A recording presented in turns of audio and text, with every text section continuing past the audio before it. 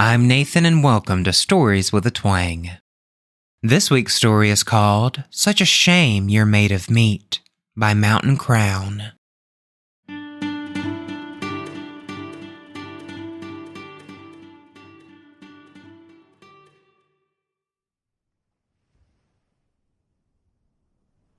Don't call it a midlife crisis. A boat is a perfectly sound investment, and this was a real beauty. 36 feet of pure white fiberglass hull with an interior flooring of varnished teak and a closed-loop fuel system feeding 400 horses all at once. Hull setup running so smooth it was like a cat purring at you, and all the amenities included for two lucky lovebirds to travel in style. Sure, there was only me at the moment. Charlotte had left a while ago, taking the kids with her. Screw her. I'd put myself out there, find someone else. I'd just work on my tan for a while first, maybe drop a few pounds, plenty of time for that. What I couldn't wait to do was take my new baby out for a spin. I knew boats. We'd had one when I was a kid. Fine memories of family vacations, sun beating down as I dried on deck after my third swim of the day. Great stuff.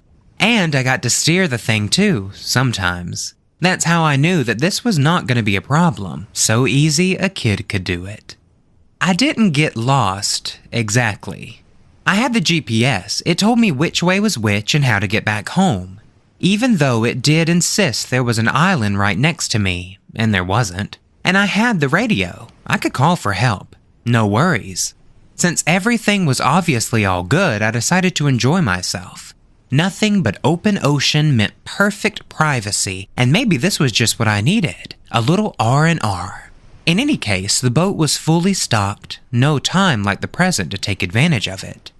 I went below deck to get a Bollinger out of the fridge. I considered filling a bucket with ice and getting out a glass, but then I thought, who cares? Salt life, baby. Popping the cork, I took a big swig. Who says money can't buy happiness? Going back on deck, I admired the view. Life was good. Clad in nothing but my bathing shorts, I was on a beautiful boat with cool blue water lapping against the hull and gulping down champagne like it was nothing. Anyone out there who wouldn't want to be me right now? That's what I'd like to know. I sat down in the captain's seat, putting my feet up on the dash. I took another swig. I tapped my fingers on my leg. I got bored. This sucked. The sun was too hot. I was getting hungry too. Of course, there was plenty of food on board, but I didn't feel like cooking anything. I remembered that there was an all-day buffet back at the marina, and that realization tore it. Sitting up in the chair and tucking the steel cool bottle between my thighs, I flipped the key in the ignition. It spectacularly failed to achieve anything. I turned the key back. I flipped it again. Same result. I swore, then glanced vaguely upwards and muttered a quick "sorry" while crossing myself. Old habits from Catholic school die hard, and if Sister Agnes had been here now, a busted engine would have been the least of my problems. I stood up, clasping the bottle, not knowing what to do. I was no mechanic. Were there even any tools on board? I had a sinking feeling that the only way I'd be getting my hands on a screwdriver was by mixing vodka with some orange juice. I took another drink. All the joy of it had vanished now, and the bubbles only tasted sour. Petulantly, I spun around and hurled the bottle away from me in the same motion, my eyes going wide as I watched in horror as it perfectly struck the forehead of the young woman who had just been hauling herself over the side. Half in the boat and half out, she clung there with a dazed expression that slowly went cross-eyed. Then, grip slackening as her body went limp, she began to slide back toward the water. Instinct made me leap forward to grab hold of her. I got her just in time, and grasping her under her arms, I managed to flop her onto the deck. Jesus, I was muttering. This didn't count as blasphemy, right? I was asking for help more than anything else. Her head was bleeding freely. I still carried some muscle from my football days, and I'd gotten her really good. Was she dead? Please, dear God, don't let her be dead. I put a hand to her throat to feel for her pulse, and a warm sense of pure relief flowed through me when I felt a beat, slow but steady. Picking her up like a child, I began carrying her below deck. No way could I leave her out there in the baking sun. so the bed would be the best place for her. It did occur to me now that she was completely naked, dripping wet and naked. Where the hell had she come from? Was there another boat? I put her gently down and draped a sheet over her for the sake of modesty. Then I hurried back out and scanned the horizon in every direction. Nothing. I wish I'd brought a pair of binoculars, but probably it wouldn't have made any difference. Laser eye surgery had left me with 20/20 vision, and everywhere I looked there was nothing but the sea. I shook my head. This was too much. First my boat had broken down, and now a skinny dipper appeared out of nowhere to bleed all over my Egyptian cotton. I had to get on the radio and call for help. The one smart thing I'd done before heading out was to familiarize myself with the handheld VHF. The thing had a built-in GPS that would automatically transmit my position, and it didn't take me long to get in contact with the rescue vessel. It was a stroke of pure luck, but they were returning from what had proved to be a false alarm and had no problem redirecting themselves to picking us up. When I explained about the presence of an unconscious woman with a head wound, it really seemed to light a fire under their asses, too. When I turned around, the unconscious woman in question was sitting up in the bed. I froze, looking at her. She looked back. Her eyes were shockingly dark, as if the pupils had fully dilated. She fixed me with a gaze of such intensity I wanted to look away, yet I didn't dare to break eye contact for a second. You see, the sheet had slipped down around her waist, and her small breasts were on full display. It shouldn't have mattered. I'd seen all there was to see out there on deck, and touched her too when I carried her down here. But somehow the sheen of the purple bed sheets around her were emphasizing her nakedness, turning it from a natural state and into something lecherous. I wish I had gone with the plain white sheets now, I realized. But who did I even think I was? Some porn star? "Are you all right?" I finally managed.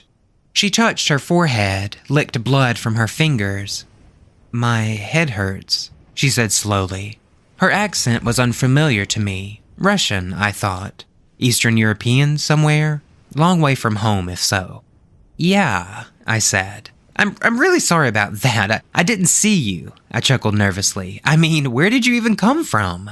She sniffed, looking around at the interior of the cabin without seeming much impressed. "I swam because boats always..." She was making no sense, trailing off in the middle of her sentence. The blow to the head must have really done a number on her. I silently prayed that there would be no brain damage and offered to attend church every Sunday for a full year as payment for it. "You should let me look at that cut there," I said. "I'll clean it up."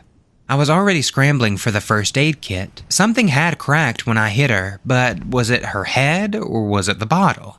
I knew more or less what I was doing when I came to the basics, but I was worried that this would be beyond me.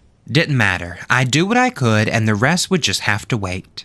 Sitting down on the bed, I put the red and white satchel next to me and began getting out some gauze and a small bottle of saline solution. "This might," I began. I was going to say sting a little when her hand snaked out to grab my wrist. I instinctively tried to pull away and found I couldn't. God, she was strong. She leaned into me. I saw her nostrils flare. Was she smelling me? Hey, I said. I was stammering a bit. Gently, I tried to extricate myself, but it was no use. Instead, I found myself being pulled forward. I noticed for the first time that her teeth were surprisingly bad, snaggly and yellowish. Cute otherwise, and not as young as I'd thought at first. Late 20s perhaps, just very skinny. And acting weird. Concussion, I decided. Had to be. What was the procedure with that? Keep them awake? Play along? "Like my cologne?" I asked. "You smell nice too, driftwood and kelp." I realized I was babbling. My wrist was starting to hurt. She seemed intent on planting a kiss on my shoulder. Despite my attempts at dissuading her, she'd almost put her mouth to the trembling flesh when she winced, her hand releasing me to gingerly prod at her forehead again. She looked at me. "You would mend me?" I had pulled myself back a little as soon as she let go. I was entirely in two minds about things. Part of me thought the cabin seemed suddenly very cramped. It wanted to place itself out of the reach of those slender arms with their vice-like grip. Another part wanted only to help her. It was so clear she needed me. What kind of shithead would I be if I just ignored that? This was kind of my fault. "Sure," I said. "I'll take care of it. Just stay still now, don't grab." Slowly, I dabbed away most of the blood and cleaned the wound out as best as I could. It wasn't all that bad, I thought. If I didn't know any better, I'd say it almost began to heal already. Head wounds were supposed to bleed a lot too, weren't they? Maybe I'd gotten worked up over nothing. Though she had passed out for a moment, and that probably wasn't good. Carefully, I slightly increased the pressure on her brow, just to feel for any sign of something being broken. No, everything still felt fine. It was just the first momentary panic that had made me think otherwise. Alright, there was also some aloe gel in the kit. That was good for wounds, right? Couldn't hurt. I squeezed a small dollop onto my fingers and very gently began to massage it into her forehead. She had closed her eyes halfway through, and now she was sighing contently, her mouth curved slightly. "That's nice," she said. "I like that." "Good, great. I'm gonna put a bandage on you now, okay?" Before I could get that far, the handheld crackled to life. "Cherry Bomb? Come in, Cherry Bomb. This is Sunbeam. We are approaching your location now. Please respond. Over." Yeah, I named my boat Cherry Bomb. So what? Sue me for liking the Runaways. "You stay here, okay?" I told my guest. "Rest. I'm gonna go up on deck, but I'll be right back." I grabbed the handheld and hurried out. Out on the deck, the ocean's breeze did wonders for clearing my head. I hadn't realized just how on edge I was, shading my eyes against the sun. I could see the shape of a boat out there now, rapidly approaching. "Sunbeam, this is Cherry Bomb. We're standing by for rescue. Over." "Roger that, Cherry Bomb. We are prepared to offer immediate medical assistance. Is the patient capable of being moved? Over." "Actually," I said, "I don't think we'll need—" There were footsteps behind me. I turned to look and let go of the call button. "I feel better now," she said. She stood there, naked and completely unashamed. "I remember why I came here." She moved toward me slowly. Her lips were parted slightly, and I thought her tongue darted quickly out to lick them. Then her eyes shifted to a point above my shoulder. "Boat," she said. "Coming to get you." "Yeah," I said. Us. It's all gonna be okay now." I had taken a step backwards, I realized. The way she'd been looking at me. She seemed to be considering something. "Made me feel good," she murmured. "When you touched me." She'd come so close we almost kissed. Gently she placed her hands on my chest. "But," she said, "I am also hungry." She gave me a shove so hard and fast that I didn't even have time to yell before going over the side. The water slapped my back like a giant's hand and I went under, then came back up, sputtering. From the deck, she looked down at me. "I like you," she shouted. "I will give you a head start, okay? If you make it to the other boat, you can leave." I was about to ask her what the hell she was playing at, but she was already let from the deck, curving forward to perform a perfect dive. She knifed into the water and changed. Her speed had carried her deep beneath the surface, but I could still see her well enough to know it wasn't her anymore. Scales glittered on a blue-gray and sinuous body that snaked around and coiled upon itself. A woman's torso grew from the lower body of a giant eel. A pair of eyes like dark marbles blinked as a nightmare mouth split open. Screaming, I thrashed and flailed, made for the ladder of the boat. I had to get out of the water. The shape came shooting up so quickly it almost seemed to simply appear before me. It cut me off, pushed me back, hurting me away. A webbed hand slid across my belly in passing, grating like sandpaper against my skin. A message delivered. Don't go that way. I reversed, kicking, threw myself around, and turned my momentum into a desperate and inelegant crawl as I began to swim for my life in the direction of the approaching rescue vessel. This wasn't happening. This wasn't possible. She wasn't. A stab of pain in my left thigh. Something flashed past me in the water, circled round, and came up again and from behind me. I whimpered, swallowed seawater, floundered, threw myself forward again. It was below me now. I could feel it, caught flashes of reflected light.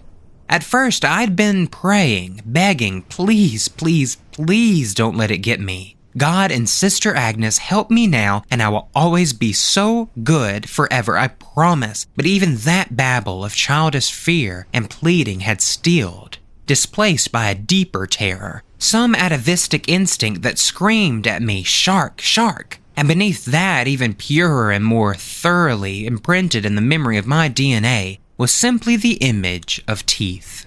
I wasn't a man, I was prey, but like prey, I fled. A touch of ice against my foot, a red line drawn across my chest, a nip, a prod, a cut, and something vital leaking out of me. Then nothing. I crashed on through the waves, heedless of anything but the need to escape. A wall loomed in front of me, trapped. Gibbering with panic, I tried to turn, but strong arms were already gripping me, hauling me up, out of the water. I became aware of frantic voices surrounding me on all sides. Got you, buddy. Hang on. Shit, what was that? Jesus, you're torn up. Why the hell did you jump? We were coming right for you. The girl. Where's the girl? Anybody see the girl? I couldn't give them any answers. Already I was slipping into unconsciousness. As it was, a paramedic they had standing by on the sunbeam came in pretty handy after all. I was missing 3 toes on my left foot and bleeding from a dozen other wounds. The cut across my chest had sliced away a nipple and otherwise left a long and ugly scar that swelled up purple and never really flattened out. They looked for her for as long as they could, but of course there was no sign of anyone else. Shark must have gotten her. Weren't supposed to be any man-eaters around here, but sometimes they travel and end up in unexpected places. So I was assured anyway. Of course there were other questions. Who was she? What had happened between us on that boat? I could have gotten in some pretty bad trouble over that, but it all worked out in the end. After all, the crew of the Sunbeam had been watching through binoculars, had caught me going into the water. Then they'd seen the girl jump in after me, all of her own free will. After that, things did get somewhat confused, but I knew to keep my mouth shut about it until I had several very expensive lawyers on my side. Money, money, money. What can it do? Well, it can't get rid of the nightmares. I drink myself to sleep now, most nights. It's not the pain of my missing pieces or the jumbled images from my panic swim that go through my head, but something else that happened afterwards when we'd given up on the search.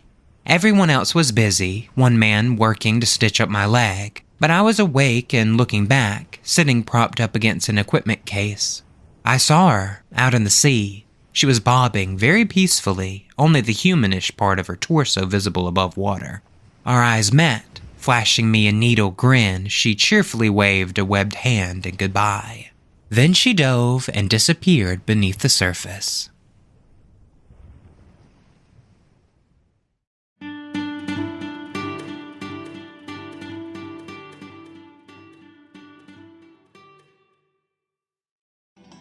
If you have any stories you would like me to read on the show, you can send them on over to storieswithatwang@gmail.com. The show is on Facebook, Instagram, and YouTube at Stories with a Twang Podcast. It would mean an awful lot if you could rate and review the show wherever you listen, and don't forget to share with your friends and family as well. It could really help the show grow. I hope you all have a wonderful week, and until next time, remember that a little twang goes a long way.